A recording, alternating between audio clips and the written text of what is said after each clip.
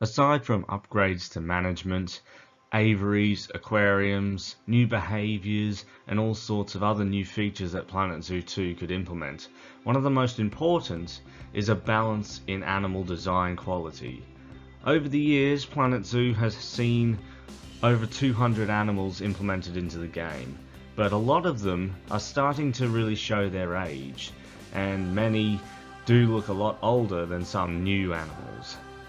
Take the American bison for example. An animal that was implemented in the base game of Planet Zoo has really started to show how old it is, next to some new additions like the European bison or wisent, which has a bit more detail, an upgraded fur texture, and just overall is a much more high quality animal.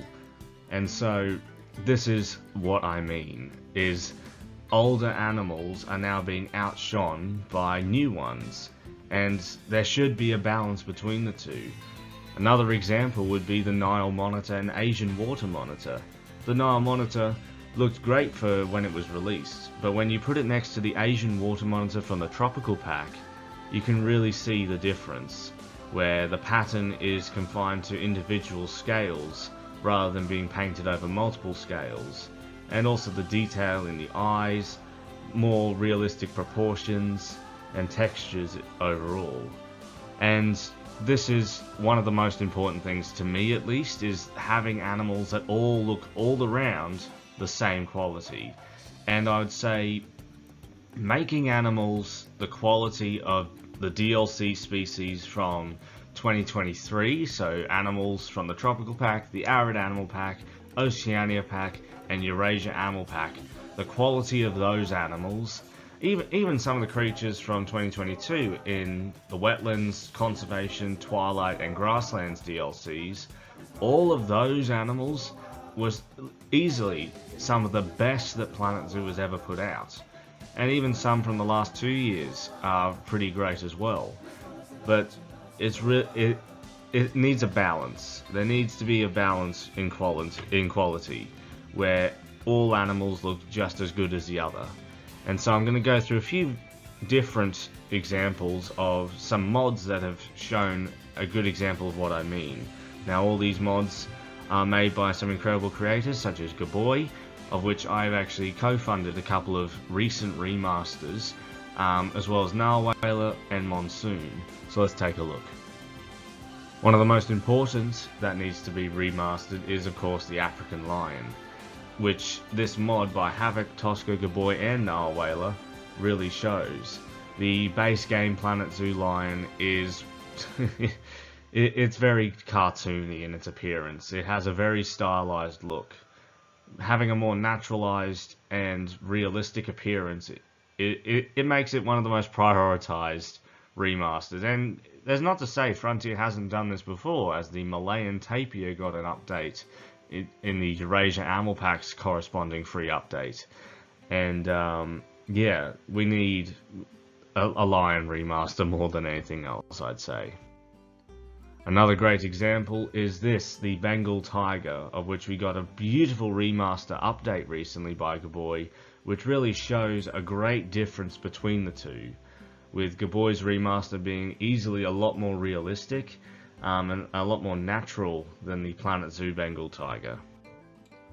The saltwater crocodile, as someone who's spent a lot of time around them, having visited a park that houses an impressive individual in Elvis the crocodile, I've seen this animal many times in real life, and just looking at the Planet Zoo one, there is no comparison. And Gaboy's remaster is very impressive. It's very, very good, and this is the sort of quality that I really want to see in the saltwater crocodile in the next game. All that detail and a lot more accurate proportions. The hyena is also one of the biggest examples of an animal that was sort of given the wrong rig. So the hyena in the game was given the canid rig, yet hyenas are much more different to dogs than most people think, and in fact being closer related to civets and mongooses.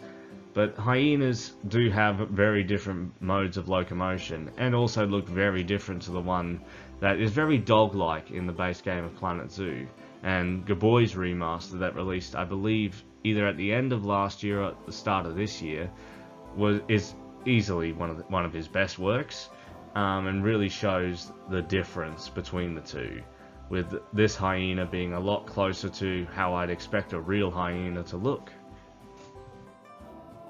The Cape buffalo as well, even though listed as the African buffalo, is another great example of an animal that really looks a lot more epic in real life than in Planet Zoo. And you need to look no further than the face. You can see that Gaboy's remaster gives it a much more realistic cow face than the Planet Zoo animal. Much more impressive horns as well. And not to mention, these remasters also add several variations that don't currently exist in the game. And so consideration should be taken for those as well. With a remastered model, several variations should be implemented too. One that I co-funded is the Giant Panda remaster, which, even though people will look at a panda and think, oh, it's just a panda, it's black and white bear.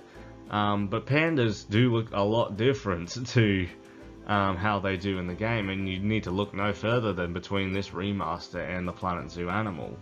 They have a lot more different shades of colour in their fur, and also a few different proportions in the head, with a lot denser fur as well. And yeah, Giant Panda it's one of those animals that's overlooked, and there's a lot of animals in Planet Zoo that a lot of players have taken as being pretty great, but over time they've just looked a lot more outdated and less realistic the closer you look.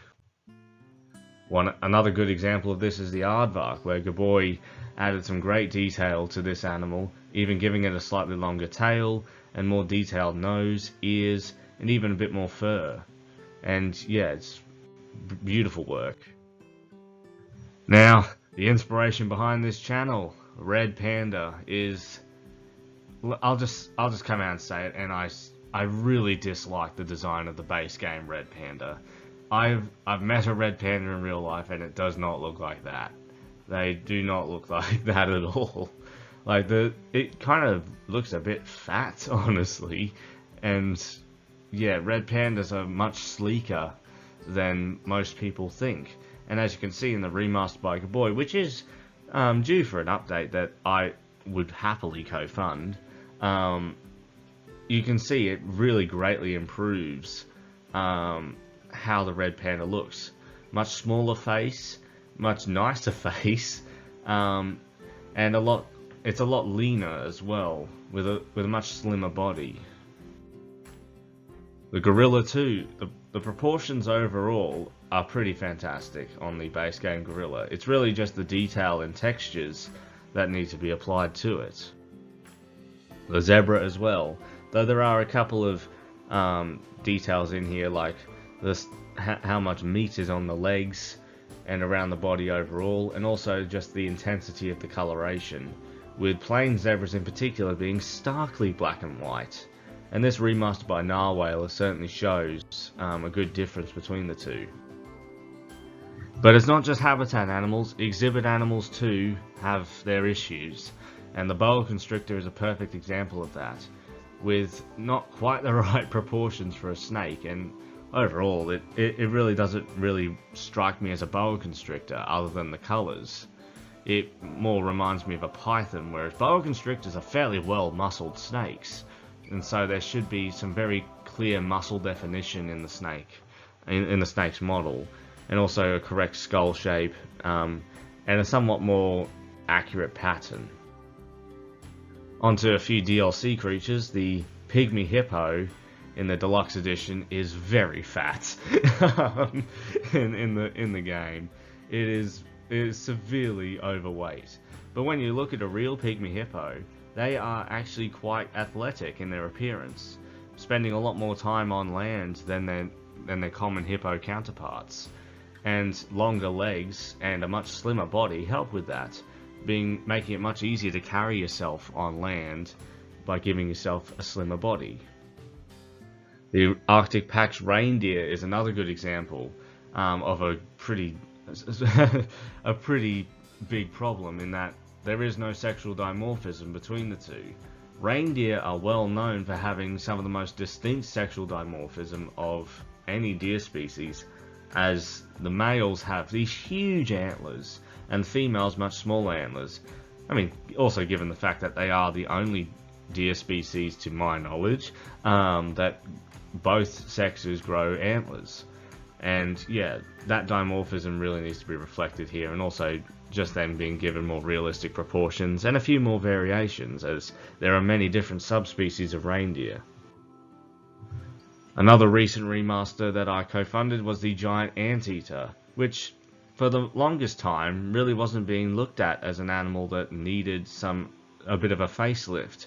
But when you look closely, you see a lot of imperfections that really don't resemble the real animal, and I think the remaster that Gaboy was able to put together really shows a lot of improvements, like shaggier fur, more matted hair, and overall just greater details.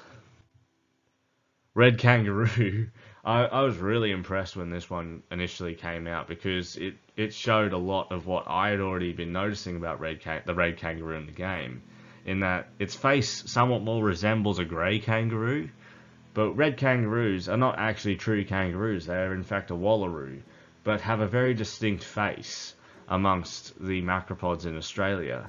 And so Gaboy was able to give it that distinct face that most people would recognise from a red kangaroo. And another one of Gaboy's most recent is the grey seal, as the aquatic pack actually went for the longest time without any remasters. But the grey seal, when you look at it, it does have a very cartoony appearance compared to how a grey seal actually looks in real life. Babirusa as well had a few inaccurate proportions, and so Gaboy was able to tweak that and give it a much more natural appearance. Another very recent one was the meerkat. Now, a lot of people actually were completely ignoring how the meerkat looked, as, well, it was a meerkat, it was doing the job. But I was looking at the meerkat from the moment it released that it did have a bit of an issue, in that the patches around the eyes certainly weren't as defined as they should be, as those dark patches around the eyes are supposed to cut down glare and allow the meerkat to look through sun rays and be able to look up into the sky for eagles, or look across a very bright savanna and see any threats approaching. But the meerkat in the game didn't have that, but this remaster certainly adds that. And also making the ears, in particular, less pronounced. The ears of a meerkat are not supposed to be protruding from the head. They're supposed to be fairly closed in, so that they don't get bitten off, and also that they don't just get like covered in dust when the animal is digging. The cougar is another animal that got a pretty decent remaster, but particularly in the face, as overall the body proportions were perfect, but the face was just somewhat lacking. Another cat. I mean, cats are very common in this list, unfortunately. Eurasian lynx, also you can see some pretty clear differences. Amur leopard as well, our third cat in a row, had a very sad expression on its face. Like it looked like it was sad, but Amur leopards are fairly majestic animals and do have quite a distinct glare, and much more prominent pupils. Like the pupils look almost glassed over in the conservation packs Amur leopard, but this remaster makes them a lot more defined. But even in the packs that are seen as very much perfect in their animal designs, there are a few tweaks that can be made. The red fox, I was surprised when I saw the remaster, as I thought the animal was actually pretty good. But then I looked closely at it and realised the eyes were a bit too big, and that they were also slightly the wrong colour, as red foxes are pretty well known for having those burning orange eyes, and pointier ears as well, somewhat slimmer body, as this is supposed to be, I'm assuming, the European red fox, which is fairly slim in its overall appearance. Emu as well. Emu was pretty good when it released, but the only issue was that the adult emu looked like a subadult, where the beak hadn't quite gotten as big as it does in adult emus, and so Gaboy made it a lot sharper and also reduced the amount of feathering around the head, as emus are not really fluffy heads when they get larger. Black Rhinoceros as well. Frontier did fix the neck position, so it holds its neck a lot higher, but Narwhala's remaster slimmed it down a bit, as when it comes to rhinos, black rhinos are probably one of the most athletic in their overall build, as they tend to run around the most. If you've ever seen a video of a rhino doing the zoomies, well, black rhinos tend to do that quite a lot.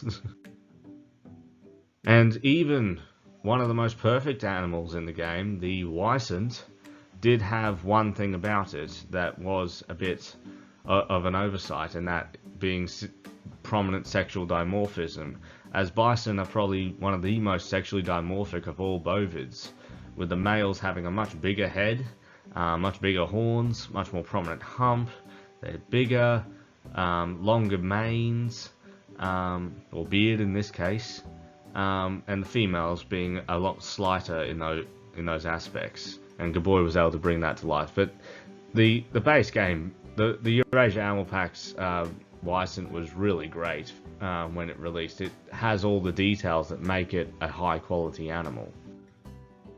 You also had the Markhor, which was given a remaster by Narwhaler. One of the main aspects being some of the anatomical aspects of it, with it having a sort of a big dip in its back, but also lacking a bit of fur around the hind legs, the beard not being movable, so the beard on the base game Markhor, well, the Zookeeper Animal Pack Markhor is fairly stiff, it doesn't move, but Narwhal was actually able to get that working and really adds to a great effect. And the face also was slimmed down a bit, the eyes made smaller, and just a bit more in line with how Markhor actually look. And another remaster that I co-funded was the Bush Dog. So the Bush Dog was initially seen as pretty great, and honestly I did too. But then I brought up a side-by-side and noticed some very clear issues with the design, in that it was a bit too fluffy to be a bush dog. Sort of resembling a little bit of a domestic dog, but of course bush dogified. But yeah, the remaster certainly brought to light a lot of those changes and really makes it look much more unique and more like a bush dog should. And then the last remaster that I'll use for this video is Monsoon's Pierre David's Deer remaster for the Asia Animal Pack. And the original did look pretty great, but the colours did seem to be a bit dulled down, as in life they can actually really pop, and as you can see with the summer and winter coats that Monsoon gave it, you can really see that. The antlers are also much larger on the male and more pronounced, and have a bit more of an odder shape, as Pierre David's deer antlers do look really odd compared to other deer antlers. But yeah, overall it looked really great afterwards. But yeah, so a few remasters to get an idea of what we should be looking for in the animals for Planet Zoo 2.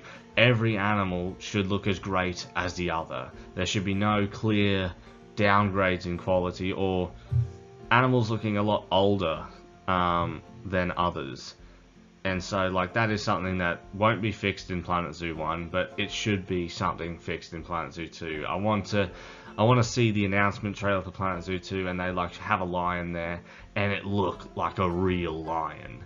Like, I know it's a game, I know it has a certain style, but over the years the animals did just become a lot more realistic. It can be fairly clearly seen. And yeah, that is just something that I think should really be looked at for Planet Zoo 2. But if you have any more suggestions regarding this, leave your thoughts in the comments, and I'll see you in the next one.